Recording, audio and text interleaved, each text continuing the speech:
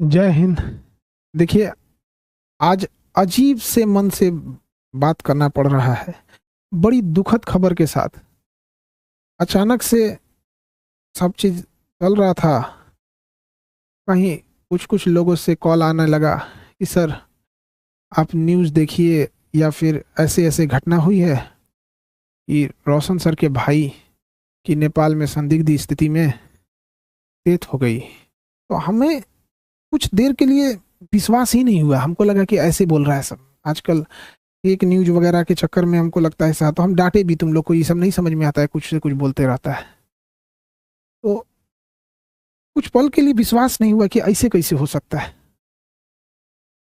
फिर धीरे धीरे कुछ लोग न्यूज भेजने लगे, फिर न्यूज पे देखे। जब न्यूज देखे ना, तो पैर के नीचे से जमीन खसक गया।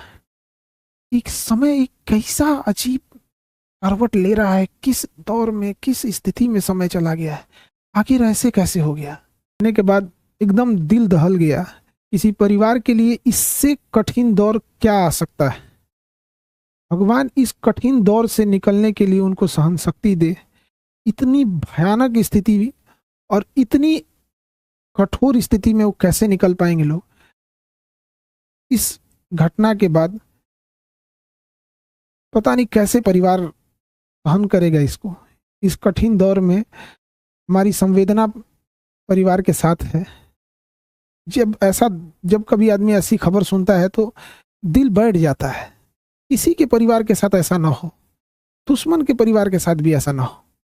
हमारी पूरी संवेदना है परिवार के साथ। हमसे जो संभव हो सकेगा, हम अभी परिवार किसी बात करने की स्थिति में नहीं होगा। हम इस चीज को समझ सकते हैं कि किसी के साथ ऐसा ना हो, लेकिन हमसे जो प्रयास होगा, हमसे जो कहेंगे लोग, हम वो हर संभव मदद करने को तैयार हैं, चाहे जो कुछ वो कहेंगे। इसमें सबसे जरूरी बात क्या है कि जो मीडिया को काफी संवेदनशील होने की जरूरत है। जो ऑथेंटिक न्यूज है वही चलाएं। अलग अलग इधर उधर अफवाहें या अटकलों पे ना जाएं। ये बहुत संवेदनशील मामला है। और पुलिस अपना एक ऑफिशियल बयान जारी करे जिससे कि स्पष्ट हो सके चीजें क्या हैं, और जल्दी से जल्दी इसका पोस्टमार्टम रिपोर्ट सार्वजनिक किया जाए। और सबसे ज्यादा जो अजीब सा चीज लग रहा है, ये कोइंसिडेंस, ये कैसे कोई तीसरा इंसान इसमें इन्वॉल्व लग रहा है। आखिर इतनी खतरनाक चीजें, इतनी अमानवीकृत कैसे कोई कर सकता है। तो इसमें कोई ना कोई तीसरा साजिश जरूर कर रहा है। इसके लिए एक उच्च स्तरीय जांच होनी चाहिए, और उच्च स्तरीय जांच की रिपोर्ट को लाया जाए, और जो दोषी पाए जाएंगे उनमें एक को भी न छोड़ी जाए। फांसी से नीचे इनकी कोई सजा नहीं होनी चाहिए। आखिर ऐसा किसने, अगर अगर किसी ने इसमें इन्वॉल्व है तो।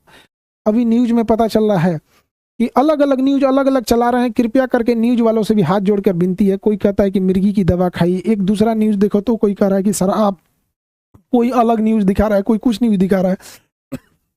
तो कृपया न्यूज वाले ऑथेंटिक चीजों को दर्शाओ। किसी की जान गई है, क्या मिर्गी की दवा कहाँ से थी, कहाँ से लाया गया, इसकी जांच पुलिस सार्वजनिक करे इस मामले को। और जो न्यूज में चल रहा है कि 5 लोगों को हिरासत में लिया गया है, सबसे जरूरी चीज है कि उन 5 लोग कौन कौन से थे, वो उनको नाम सार्वजनिक किया जाए। उनकी भी जांच होनी चाहिए कि वो आखिर कौन थे। दोस्त के रूप में कोई और तो नहीं था। ये तीसरा एंगल कोई हो भी सकता है इसमें। इस चीज को नकारा नहीं जा सकता है कि जिस तरह से इस मामले को तूल पकड़ाया गया, एक गार्ड का मैटर था, अपना सॉल्व हो जाता है इसको, लेकिन इसको इस तरह से तूल पकड़ाया गया इतना बड़े लेवल पे। और इधर ये जब ये घटना सामने आती है तो कुछ समझ में नहीं आता है क्या करें आप। इतने कठिन परिस्थिति में पूरे लोगों को से भी विनती करते हैं कि परिवार का सहानुभूति रखें, और इस बात पर जोर दें कि तीसरा एंगल पर जांच हो, और जो लोग संदिग्ध, नेपाल ने किन 5 लोगों की गिरफ्तारी की है उनकी भी जांच होनी चाहिए, और एक उच्च स्तरीय जांच बैठाकर जो भी दोषी पाए जाएंगे उनको फांसी से नीचे सजा नहीं होनी चाहिए। देखिए, जो इंसान अब पुण्य आत्मा अब दुनिया से चली गई, भगवान उनको शांति दे, लेकिन यदि इसमें जो इन्वॉल्व है उसको पुलिस पकड़ लेती है या उच्च स्तरीय जांच में आती है, तो कहीं ना कहीं ये उचित रहेगा।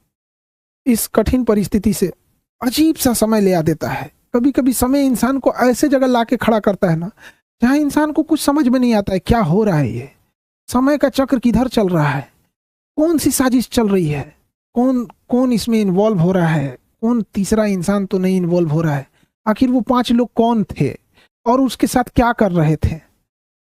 उस पुण्य आत्मा के लिए श्रद्धांजलि देते हैं। और इस कठिन परिस्थिति में मेरी संवेदना परिवार के साथ है। हमसे जो मदद हो सकेगा, हमसे जितना संभव हो सकेगा, हम उतना सहयोग करने को तैयार हैं। लेकिन सबसे जरूरी चीज है कि पुलिस को इसमें आके एक ऑफिशियल प्रेस विज्ञप्ति जारी करनी चाहिए और जल्दी से जल्दी जो रिपोर्ट है उसे सार्वजनिक करनी चाहिए, ताकि चीजें सही दिशा में जाए। मेरी संवेदना परिवार के साथ है।